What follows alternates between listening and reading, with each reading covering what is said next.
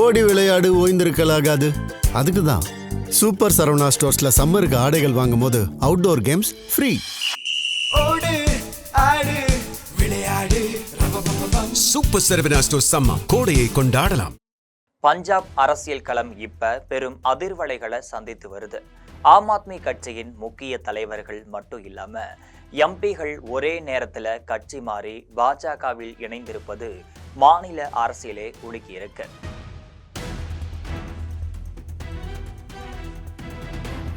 இந்த திடீர் அரசியல் மாற்றம் ஆட்சியின் நிலைத்தன்மை முதல் வர இருக்கக்கூடிய தேர்தல் வரை பெரிய கேள்விக்குறிகளை எழுப்பியிருக்கு.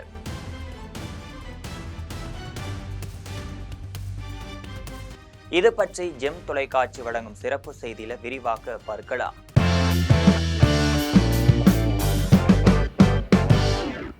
வட இந்தியாவின் எல்லைப்புற மாநிலமான பஞ்சாப்ல மிகப்பெரிய அரசியல் நிலநடுக்கம் ஏற்பட்டிருக்கு.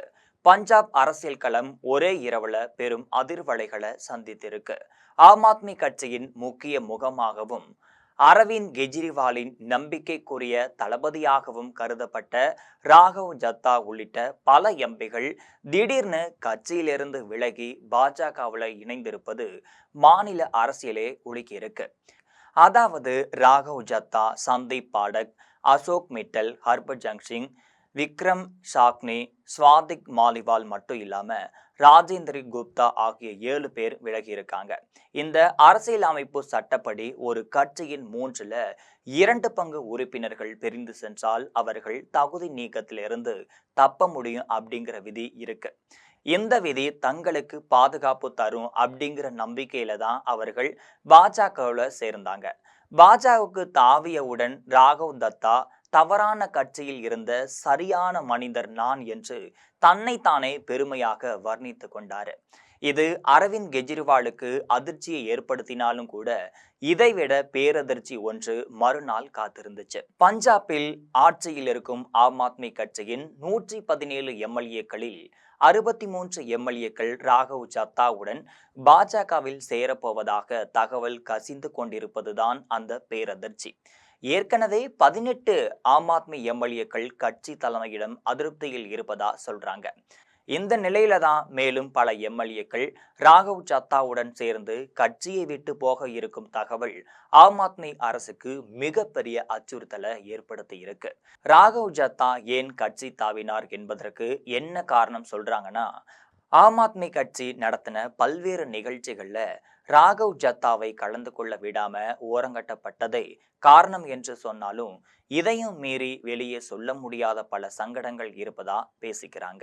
குறிப்பாக பாஜக நாடு முழுவதும் எதிர்க்கட்சிகள் ஆட்சி நடத்துற பல மாநிலங்கள்ல செய்து வரும் ஆபரேஷன் லோட்டஸ் அப்படிங்கிற சதி செயல்தான் மெயின் காரணம்னு சொல்றாங்க அரசியல் வித்தகர்கள். பஞ்சாப்ல ஏற்பட்டிருக்கும் அதிரடி அரசியல் நிகழ்வுகள் இன்னும் 10 மாதத்துல வர இருக்கும் சட்டப்பேரவை தேர்தல்ல எதிரொலிக்கும் என்பதுல ஆச்சரியம் கிடையாது. ராகவ் ஜத்தா கட்சி தாவியதும் சமூக வலைதளங்கள்ல 20 லட்சம் பேர் அவரை பின்தொடர்வதை கைவிட்டுட்டாங்க. பின்னூட்டத்துல அவரோட ஃபாலோவர்ஸ் மிகவும் கீழ்த்தரமா திட்டிக் கொண்டுதான் இருக்காங்க.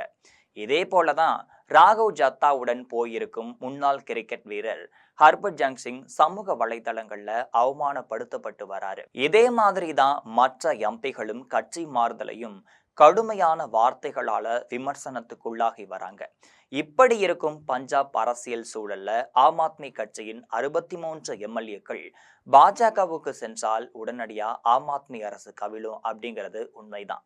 ஆனா கட்சி மாறிய அவர்களுக்கு பஞ்சாப் மக்களிடம் என்ன மரியாதை கிடைக்கும் என்பது அவர்களுக்கே வெளிச்சம். பஞ்சாப் முதல்வர் பகவந்த் மன் இந்த விவகாரத்துல கடும் கவலையும் தெரிவிச்சிருக்காரு. சரத் பவார், சிவசேனா, காங்கிரஸ் கட்சிகளில் பயன்படுத்தப்பட்ட அதே வாஷிங் மெஷின் இப்ப பஞ்சாபிலும் பயன்படுத்தப்பட்டுள்ளதாகவும் பாஜகவில் இணைந்த துரோகிகள் பஞ்சாபை பிரதிநிதித்துவப்படுத்த மாட்டார்கள்னு அவர்கள் காட்டமா சொல்லியிருக்காங்க. பஞ்சாப் அரசியல்ல ஏற்பட்டிருக்கக்கூடிய இந்த பெரும் பூசல் இப்ப தேசிய அளவுல கவனத்தையும் ஈர்த்திருக்கு. ஆட்சி நிலைத்தன்மை முதல் தேர்தல் சமநிலை வரை பல கேள்விகளை எழுப்பும் இந்த அரசியல் நகர்வுகளுக்கு என்ன முடிவு வரும் அப்படிங்கிறது விரைவில் தான் தெரிய வரும். இது போன்ற முக்கிய அரசியல் நிகழ்வுகளை தினம்தோறும் தெரிந்து கொள்ள தொடர்ந்து இணைந்திருங்கள் ஜெம் தொலைக்காட்சியுடன்.